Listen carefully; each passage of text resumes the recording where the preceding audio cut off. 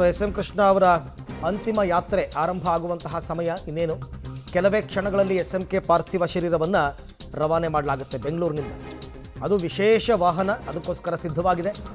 ವಿಶೇಷ ವಾಹನದಲ್ಲಿ ಪಾರ್ಥಿವ ಶರೀರದ ಮೆರವಣಿಗೆ, ಬಿಳಿ ಬಣ್ಣದ ಗುಲಾಬಿ ಹೂವಿನಿಂದ ವಾಹನಕ್ಕೆ ಅಲಂಕಾರವಾಗಲಿ. ವಾಹನದ ಎರಡೂ ಬದಿಯಲ್ಲಿ ಪಾರ್ಥಿವ ಶರೀರ ಕಾಣುವಂತೆ ತಯಾರಿಯನ್ನು ಮಾಡಿಕೊಂಡಿದ್ದಾರೆ. ಬಿಡದಿ, ಕೆಂಗೇರಿ, ಬಿಡದಿ, ರಾಮನಗರ, ಚನ್ನಪಟ್ಟಣದಲ್ಲಿ ಅಂತಿಮ ನಮನಕ್ಕೆ ಅವಕಾಶವನ್ನು ಕೊಡಲಾಗುತ್ತೆ. ಅಲ್ಲಿ ಸಿದ್ಧವಾಗಿರತಕ್ಕಂಥ ವಾಹನವನ್ನು ಕೂಡ ತಾವು ನೋಡ್ತಾ ಇದ್ದೀರಾ, ಗಮನಿಸ್ತಾ ಇದ್ದೀರಾ. ಇದೇ ವಾಹನದಲ್ಲೇ ಅಂತಿಮ ಮೆರವಣಿಗೆ ಬೆಂಗಳೂರಿನಿಂದ ಮದ್ದೂರಿನ ತನಕ ಈ ವಾಹನದಲ್ಲೇ.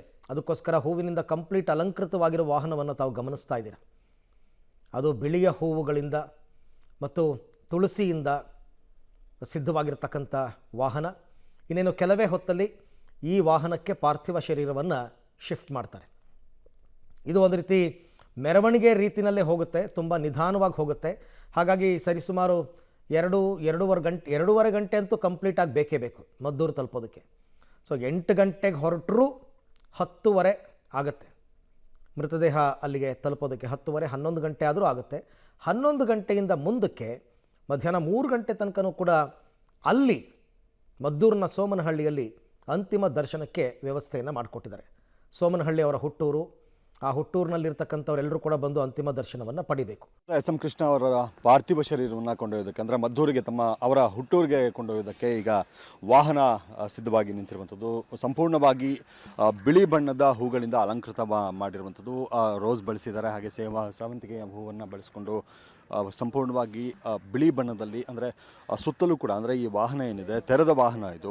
ಯಾಕಂದರೆ ಇಲ್ಲಿಂದ ಅವರು ಹೊರಟಂಥ, ಅಂದರೆ ಪಾರ್ಥಿವ ಶರೀರವನ್ನು ತೆಗೆದುಕೊಂಡು ಹೋಗುವಂಥ ಸಂದರ್ಭದಲ್ಲಿ ಹಲವರು ಅಂತಿಮ ದರ್ಶನವನ್ನು ಪಡೆದುಕೊಳ್ಳುವಂಥ ಸಾಧ್ಯತೆ ಇರೋದ್ರಿಂದ ಎಲ್ಲರಿಗೂ ಅನುಕೂಲ ಆಗಲಿ ಅನ್ನುವಂಥ ನಿಟ್ಟಲ್ಲಿ ತೆರೆದ ವಾಹನದಲ್ಲಿ ಹೋಗೋದಕ್ಕೆ ತೀರ್ಮಾನ ಮಾಡಿರುವಂಥದ್ದು. ಈಗಾಗಲೇ ಸಂಪೂರ್ಣ ವಾಹನವನ್ನು ಅಲಂಕೃತಗೊಳಿಸಿರುವಂಥದ್ದು, ಬಿಳಿ ಬಣ್ಣವನ್ನೇ ಸಂಪೂರ್ಣವಾಗಿ ಬಳಸ್ಕೊಂಡು ಇಲ್ಲಿ ಅಲಂಕೃತ ಮಾಡಿರುವಂಥದ್ದು. ಈಗ ಗಮನಿಸ್ಬೋದು, ಈ ವಾಹನದಲ್ಲೇ ಎಸ್.ಎಂ. ಕೃಷ್ಣರ ಪಾರ್ಥಿವ ಶರೀರವನ್ನು ತೆಗೆದುಕೊಂಡು ಹೋಗೋದಕ್ಕೆ ಈಗ ಸಂಪೂರ್ಣ ಸಿದ್ಧತೆ ಆಗಿದೆ. ಇನ್ನೇನು ಕೆಲವೇ ಕ್ಷಣಗಳಲ್ಲಿ ಪಾರ್ಥಿವ ಶರೀರವನ್ನು ಮದ್ದೂರಿನ ಕಡೆಗೆ, ಅವರ ಹುಟ್ಟೂರಿನ ಕಡೆಗೆ ತೆಗೆದುಕೊಂಡು ಹೋಗೋದಕ್ಕೆ ಸಿದ್ಧತೆ ಆಗಿದೆ.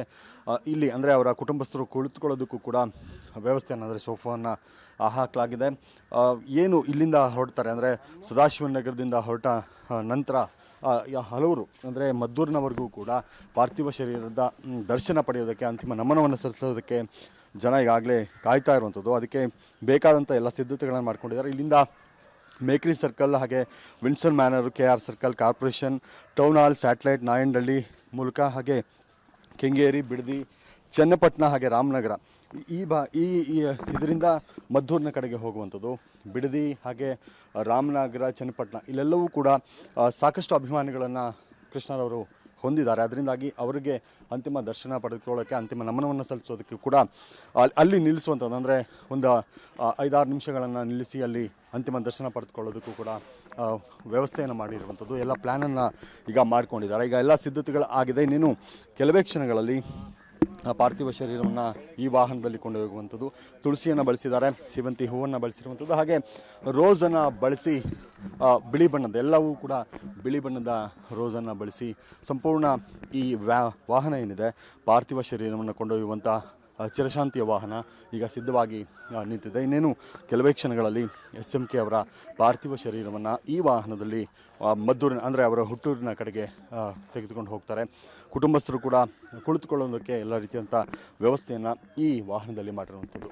ಕ್ಯಾಮ್ರಾ ಪರ್ಸನ್ ರಾಜು ಜೊತೆಗೆ Madesh Anekal, public TV, Bengaluru. So ಆ ವಾಹನ ಹೇಗಿದೆ ಅನ್ನೋದ್ರ ಬಗ್ಗೆ ನನ್ನ ಕೊಲ್ಲಿಗೆ ಕೊಟ್ಟಂತಹ ಮಾಹಿತಿಯನ್ನು ತಾವು ಗಮನಿಸ್ತಾ ಇದ್ರಿ.